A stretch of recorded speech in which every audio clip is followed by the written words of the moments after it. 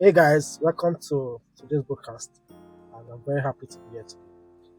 We have our amazing interior designer, Miss person of Kim. She's a very amazing person.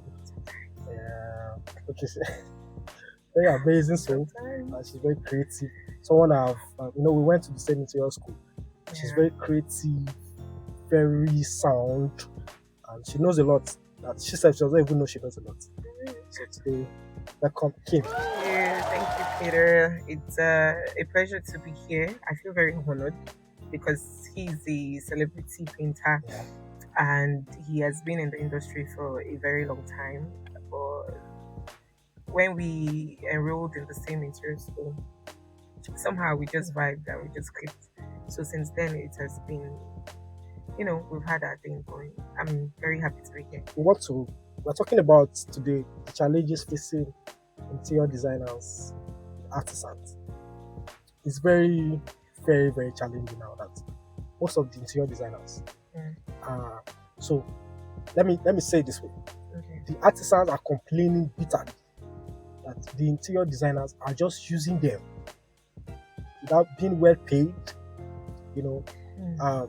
most of the interior designers just take contracts without consulting them first. And when they come, they'll just assume that okay, I'm speaking from the perspective of painters now. Okay. Interior designer will just come and assume that um, uh, one drum of paint should finish 2 bedroom, and which is not possible. In that process, you collect the job using one drum, and the painter comes and like, this is You not need to possible. use more. You need You to need use to at use least more, three. and the interior designer have already agreed with the client using one drum, whatever agreement they have, and you put the pressure on painters, put the pressure that you must finish this With a limited time, material. limited material. Putting the artisan in a very high pressure. So I want to ask, why do you guys do that? Well, I wouldn't say we guys.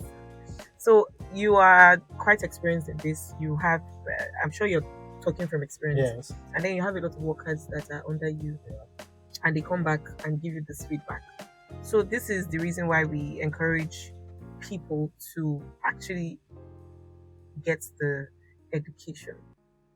These days, everybody, with the aid of AI apps, with the aid of Pinterest, with the aid of TikTok, they feel like, oh, I'm an interior designer or I am an interior decorator. But me and you, we know how we started. For me, for example, I started off on the streets. I was an exterior designer. I started off as an exterior designer. I would do stamp concrete. I would do painting of exteriors. I would do POP, stuff like that. But then when I got into the business, I knew that I needed more, and I decided to go to school to learn from those that are, those that have been into this thing for a while. And then I saw the difference. Yes, I knew some things off the streets, but going to school made me know that, oh, if you're going to charge a client, you need to understand the scope of work. You need to know what you're doing. You need to know how many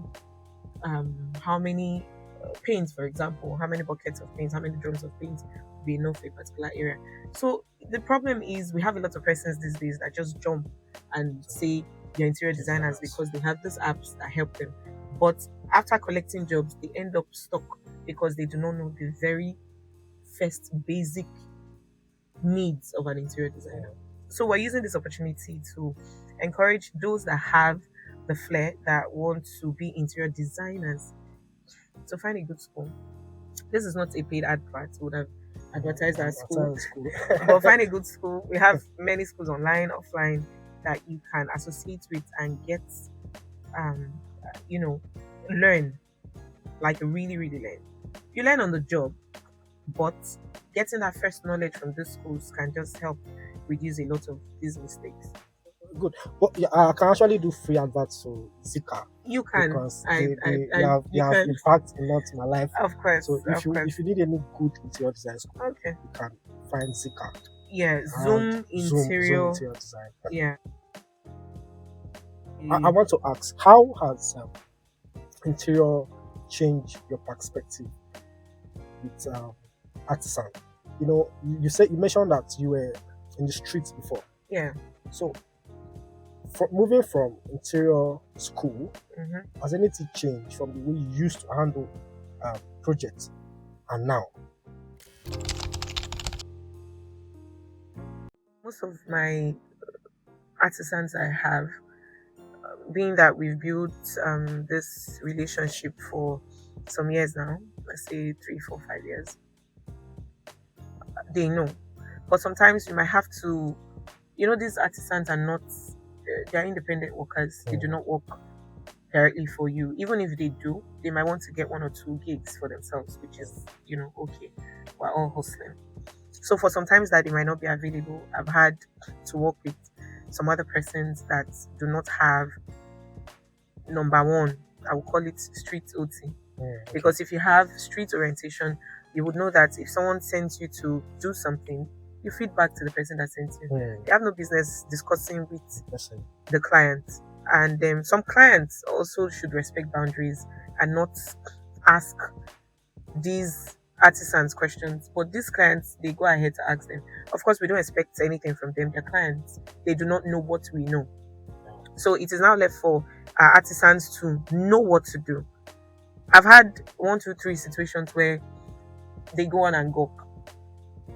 I do not expect loyalty from most people. Some are a bit loyal, right? But some others, they make mistakes. They are sorry about it. But some others, they're like, oh, they don't say any big deal. And then I just cut off. I know that this is not someone that I want to work with. Not necessarily because I'm trying to cheat my clients, but you do not. It's the unwritten rule. You do not have any business discussing with a client.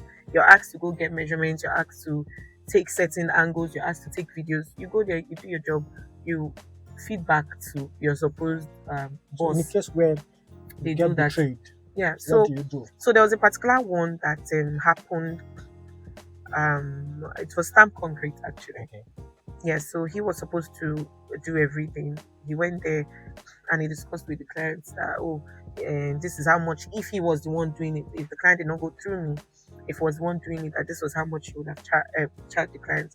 And the client was like, okay, so why did you not pay me so much? It's not going to pay me. It's going to reduce it from my money. I'm like, okay, no problem. If that's what you want to do, that's fine.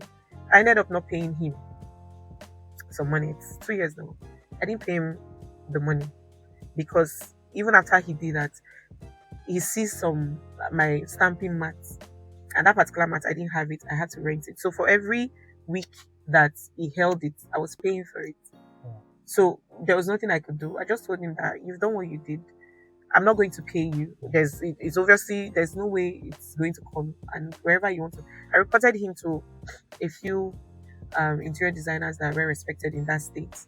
And I told them this was what happened, and they blacklisted him because we know that we don't do that over here. So I want to ask, one of the major cry about interior designers that I have witnessed is working with furniture guys. Furniture guys. I tried to handle full interior job one time. Yeah. And you up run to today, I never collect my balance. Oh my goodness. Because of Oh my goodness. So how do you guys handle furniture guys? And people that are interior designers are still finding it very difficult. You said you are from the street. Yeah. So you're able to understand the level of street because every furniture guys are from the street. Yeah. So I think the core issue here is the fact that most furniture guys, they tend to rely on head knowledge. Okay. I call it head knowledge because they feel like, they've been doing this for a while now. They know how it's supposed to be. But for us, as interior designers, I don't know, but I'll speak for myself. For me, yes, we want a piece to be functional, but at the same time, I would also want it to serve aesthetics. I'm talking about smooth finish. I'm talking about not having edged lines. And when you tell them, okay, this is what I want to do, this is my vision, this is how I want it to be, I'll be like, yeah, yeah, yeah. Especially in Lagos, yeah, multiple, sir, multiple. Yes, ma. I understand you very well. Yes, ma. And then when you come to site and you see that a few things have been done, especially for us women, I will speak for women interior designers. They tend to challenge your knowledge and challenge what you know. When I tell you, oh, this is what I want to do, as someone that is working with some other person, what I expect you to do is unlearn some things. Yes, you might have learned, okay, this is how I do it. But if you're working with someone and it doesn't align with this person's goal, what do? You unlearn what you've learned before and say, okay, if my madam say make I do am like this, okay, and I dey do am like this, make I just do am the way this madam say. At the end of the day, it's a win-win for everybody. So they just need to come out of their head and understand that even if they've been doing it this particular way, there are other ways that they can do it. It will still come out better, and it's a win-win for everybody. Once they come out of that, I don't know if it's pride. I went to technical school. I did this. We don't need all that. Yes, you went to technical school. That's why we're working with you. But we need to work together to be able to achieve our vision. Yeah. This is to the artisan, right? Yes, to the artisans. So the interior designers, how do they handle it differently? Because some of them they feel they are too soft. Because I know that this interior design work, mostly, if you want to be honest, they are ladies. They are into it. Let's say 99%. We can leave it at 80. Okay, let's say 80. Yeah, let's leave it at ladies. 80. And they are so emotional about this whole thing. Whereas, this financial guy is not here, it's not here. And some of them start crying. So how do you encourage them to handle artisan now? Now we have spoken about artisan being or learning what they have known to fit in the new style that's going on now. Yeah. Because most of the interior designers they are working with, they are learning and they want it done perfect. So to the interior designers now, how do they handle these artisans? Well, without being emotional. Anybody when we're emotional, go emotional. If you want to do this job, you have to brace yourself up for a lot of things. You have a lot of disappointment. I've had my fair share of disappointment. I was in a very dark place. I didn't feel like I in my head I'm like, anything interior design, count me out of it. I lost a lot of money. I used money that I did not make to complete these things, and your client, he doesn't want to hear any of these things because you're supposed to. That's where your project management comes in. That's when your people management comes in. You have no business telling your clients, oh, this particular artisan of mine has run away from site, or he had made this mistake. He doesn't need to know that. So as interior designers, what do? I would encourage us to have multiple artisans. Don't put your egg in one basket. Or you even get egg. multiple, just, and create a personal relationship with all of them. Respect them. Just respect them and create that. Them that particular day that you have to. Yeah, well, you can. Of course, you can have some emergency calls because at first you might have your very first responders, like the very first people your brain thinks of when you have a job, and then you put them through. But those people, they might end up disappointing you. Life happens. But if you've created the relationship with these other ones, they know that, oh, this woman might call me, and anytime this woman calls me, it's time to work. So there's no personal feelings or unnecessary, oh, you're just calling me now as backup because you might have used them for some other jobs before. So I would encourage that interior designers get plenty artisans for different kind of jobs, so that if they end up being stuck, they might lose some money, but they would not be totally handicapped. We want to talk about very vital question that people are asking. Though some of us guys now, we believe that every female artisan that is getting it clear there, they are into, with our allergy that is funding the some of them just buy banks. Allegedly. You just started to your just one. These things happen. Yeah, you can just hit a contract within. Yeah, but some it's just I don't think it's the allergy factor or the godfather. I know about of a colleague who You want to used to, call him? no, I can't call him. I know of a colleague Yeah. that was very. She was pretty, Mm. but in the line, she went to set up the body. Is it that there's another thing we don't know about this job? Well, I can't relate because I am yet to set up my body. I never go set my body, right? And people do things for themselves. Whatever the outcome, whether they want to use it to sell their market interior wise, okay. I cannot really say anything about that because I haven't done it. All the things I've said on this podcast are from my personal experiences. Are you trying to avoid some?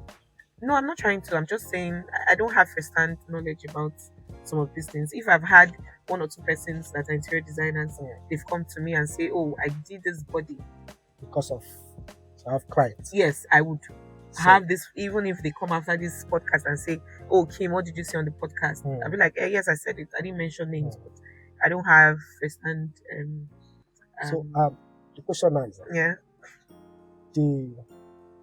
how do you handle some clients that want the body before giving the job? Let me just be straight like that. Okay, I've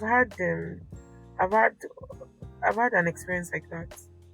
But I handled it professionally. At the end of the day, I was able to come out of it. But most times, it's a challenge that we face. Yeah, so when jobs like that come, I just know that this particular job is not for me. So I let it go because if at all, I'm happily married. It took you. Yeah, I just realized that we're not talking about marriage here. But that's not what how many, if you start it, how many you want? Wait, see, at what end? At what end? A lot of persons do it.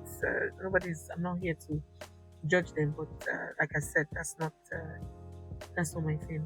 There are some upcoming. Yeah. That are saying, okay, I'm facing this challenge. How do I go about it? You haven't said how. How do they go about how to handling the client that is stopping them? I'm sure before becoming interior designers, this person had their principles where they guide them or morals guiding them, like a moral compass. So if you have your own moral compass guiding you, you wouldn't need anybody to tell you what to do at the end of the day. If you feel like others are doing it and others are making money off it, and so why can't I do it then? Nobody's going to stop you. At the end of the day, nobody's going to come out and ask you, how did you get this job or what did you do to get this job? People just see you doing the job and that's it. So I feel like it's a personal choice. Your orientation, your moral compass will guide you to do what you want to do. So it's a personal thing. Yeah. If you sleep with one person, how many do you want to sleep? If you still date with 100, if you even still meet one way, that one will change your life forever. If you are capable, if you want to, it's fine. You can want to make the two ways so that the money will be plenty. Professionally, handle them professionally. Most of the artisans complain to us that these interior designers, they collect big money. So I don't think this big money that interior designers collect, they make them come on eye for money when interior designers they collect. Yes, not really concern them. Okay. How's it your business? Okay. I come to you and I say, okay, I want to get this, I want to put this cup in a frame or something, and you say, this cup, I'll do it for 100,000. And I say, 100,000 you could do last. You say yes. Oh yeah, madam, because now you bring 90,000. And I go ahead to my clients and say, this cup, I can do this cup for you for 105. And I pay you your 90,000. Which concern you concern the one way I collect. It's not your business. That's which it be? Is it stealing? Is it greed? Is it not big eye? What's your business? if you are good with your job, you'd forever get jobs. If you're patient, if you know what you're doing, you would even make more money than the interior designers. If you're smart enough to handle your business properly. So I don't think you shouldn't even, if they bring all those kind of talk on arrival, you should did it. Okay. So artisan, focus on the work Please. you're being paid for. Please. Make sure you do your work. And don't lie that you're on your way and you're not. No, they cannot stop. They cannot stop that lie. It's they will stop. They cannot stop that lie. And then you guys should encourage your artisans to update their OS. Okay. I had to use update OS. It's like, if you know this thing before, that you know that you can, what example would I use now? Well, if you know something before, there's nothing wrong if you go and learn that you can do it this other way, you can do it this way. So you have many options in case you're stuck. Interior designing now has transcended into something else. It's not the same way that we hit board or nail on the wall. That's not what we do anymore these days. Sure. Fixing curtains now, for example, some persons prefer screw. We prefer screw because it gives us that finished finesse. It works with our aesthetics. There's nothing on the wall. You're not puncturing walls. It's just there, smooth. It goes in. Everything is hung. So, are you going to upgrade yourself so that whatever trend comes on, you are able to do it? It's a win-win for everybody. If you can do it. I have a client that comes and says, "Oh, this is what I want to do." I'm like, "Oh, I have a guy that can do it." At the end of the day, you're moving. If they call you back for, the former thing that was trending, come and do it, you can still do it. So I feel, talking to artisan now, I feel, well, if they upgrade their knowledge, the more their fees become higher. It doesn't matter. And you guys are not willing to pay for that. You guys, you keep saying you guys. Interior designers are not willing to pay. No, they will pay now. Because they can't do it themselves. I know of interior designer and I tell them that you must prime before painting. They'll say, what is prime? You don't need to prime. So for you, the kind of level that you've gotten to, I don't think you should be working with such people. Do you get? So I don't believe that they're interior designers. If they're interior designers and you tell them, we need to prime. They'll tell you, at this job, you are managing the money. We don't have much to do this job. Just paint. We always manage money because we won't get money at the end of the day, right? But if, for example, you're painting, any interior designer that has gone to interior school would know the rules of painting. You cannot paint without priming. So if you end up painting and you do not prime, painting, for example, these days everybody's jumping on satin. What's the next thing that happens? The wall starts peeling. And this is Lagos. We're literally living in a waterland. So the water from under goes under the what's this thing? Char goes to the wall and it affects it. If you do not prime, at the end of the day, even if you end up buying Dulux, because that's everybody's standard for perfection, even if you end up buying Dulux, your wall will still peel. So there are consultations that you should take. Even talk about consultation. You know me, I'm very big on consultation. That's true. I'm very big on consultation. This is something that we should also address our clients, right? Yeah, how do we communicate this consultation fee to clients? Because most clients, I'm the one giving you a job. You're asking me to pay for consultation fee before coming. I've made it a thing to not joke with my consultation. So consultation is not just so they pay consultation to doctors. Do you know? Consultation is not just whether you give me the job or not, because I've come to learn that most of these clients are users. They are users. They would use you in ways that you've never imagined, and at the end of the day, you don't get what you want. You just have to move on. So by the time I put consultation as a thing, that way I was able to sift the people that are serious and the people that are not serious. For example, I'm driving to your site. I'm going to fuel my car. If I'm not driving, I'm going to use Uber. If I'm not using Uber, I want to use bus at this time. I shouldn't be using my money for something that I'm not sure I'm going to get. Even if I'm sure I'm going to get it, you pay consultation.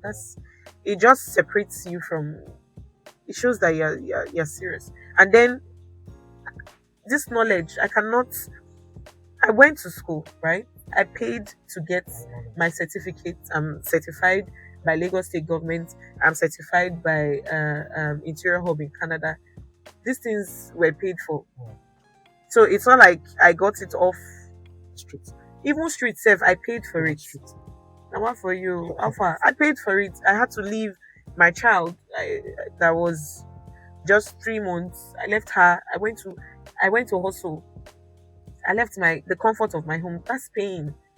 And you cannot, girl, you want to put that amount for money, say, oh, now this one be the money where I spend. Your transport, you don't know when we they go school, how far? Yes, We live how many weeks? 10 weeks or 8 weeks. Transport, feeding.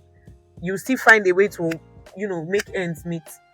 So that's it. I feel like these people, you cannot explain it, but so far, because I stood on my ground, I've had a fair share of persons that when I tell them, oh, this is this, they pay for it.